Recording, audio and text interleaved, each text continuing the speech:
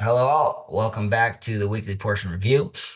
I'm sorry I missed you last week, but we are moving forward, and this week we are in the portion of Korach, and this is the famous failed attempt of Korach's coup, right? Attempt to overthrow Moses and Aaron. Very famous story, and let's try to dive in a little into this argument, right? Because at first glance, Korach's argument actually would appear compelling, right? If all of Israel stood together at Sinai and all of us heard God's voice and he's calling all of us a holy nation, why then should one tribe, specifically the Levite tribe, my tribe, possess any special privileges? And why should Aaron's descendants, right, occupy this priesthood while others don't? One could even extend Korach's argument even further, right? In a certain sense, his claim really resembles a broader argument that Christianity historically advanced against Judaism itself, right? That the distinction between Israel and the nations should be abolished. Now, the Torah, they argued, should really belong to all humanity equally without any unique covenant between a particular people.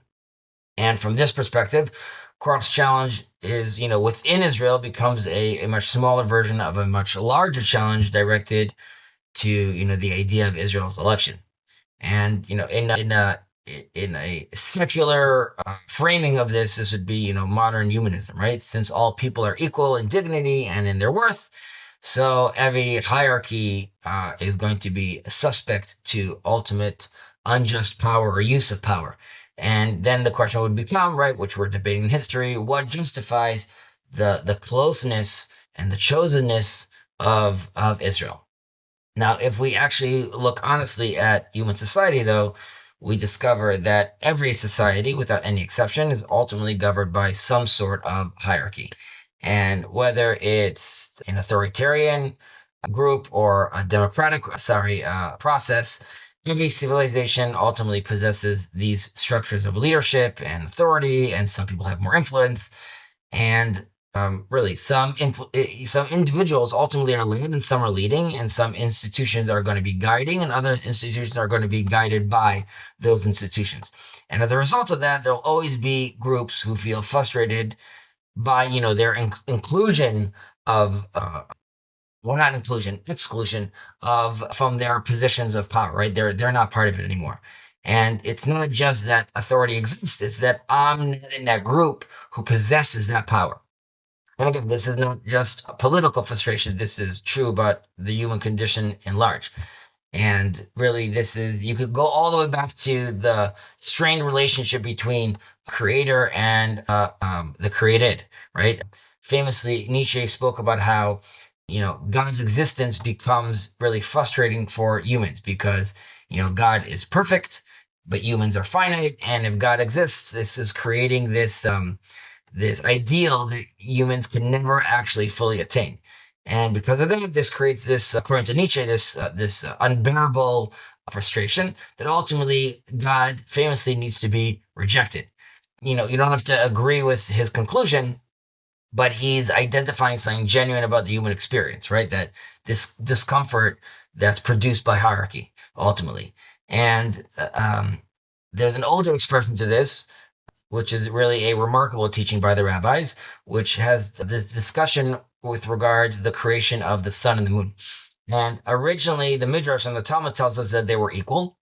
But later on in Genesis, we see that they're called the greater luminary and the lesser luminary.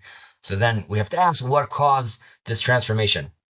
And it's really a fascinating discussion in Tractate Chulin, which you guys are welcome to take a look at. But basically, the moon comes and tells God, there can't be one crown for two kings. So God says, okay, no problem, moon, you should, lessen yourself. And the moon gets upset because why? Just because I'm pointing out the obvious, why am I being punished for this? So God tells the moon that don't worry about this. It's actually, it's a greatness that you could discover through humility. You could discover greatness from it, and from a certain limitation, great things could grow. And he mentions how there's going to be different sages named after the moon. But ultimately, this doesn't make the moon happy. And then the Talmud, presents this really this astonishing statement, right? That because God is seeing that the moon is not being appeased, God declares to Israel that they should bring an atonement in God's name because he diminished the moon. Now, obviously, Hashem, God, doesn't actually require an atonement, but the rabbis are really teaching something extremely profound over here, that Hashem, right, God himself is assuming responsibility for the existence of hierarchy within creation. There's a much deeper teaching over here about the rise of the feminine, but that's for another discussion. Either way, the pain that's felt by the moon in this parable is real, and the frustration felt by Korach is also very real. And really, the discomfort that us humans feel is also very real when we're realizing these different levels of responsibility. But these distinctions aren't accidents, right? That these are supposed to be woven into the fabric of creation itself. That's what God's taking responsibility for. Because without difference, growth would be impossible. And really, progress requires tension, and movement really requires that kind of contrast as well. And, if you have distinct roles, it allows individuals, communities, and even civilizations to develop, right? At a different rhythm, at a different path. And if all these distinctions really disappeared completely, and if you didn't have any more ideas of like ascending or a decline or being excellent compared to, being more mediocre, right? Everything would lose its meaning, right? You're then living in this flattened world, which is just a static world, which we're looking for movement. We have static, we have Sabbath, but during the week we have movement. And really, I would say Judaism affirms two of the truths simultaneously, right? Every human is obviously created in the image of God, and because of that, there's this infinite dignity. But not every person or not every nation has the same role, right? Equality of value doesn't imply human, like the uniformity of one's purpose ultimately, right? The challenge is not to eliminate distinction, but it's actually to sanctify it. And Korach's mistake it wasn't that he didn't recognize that Israel's all holy.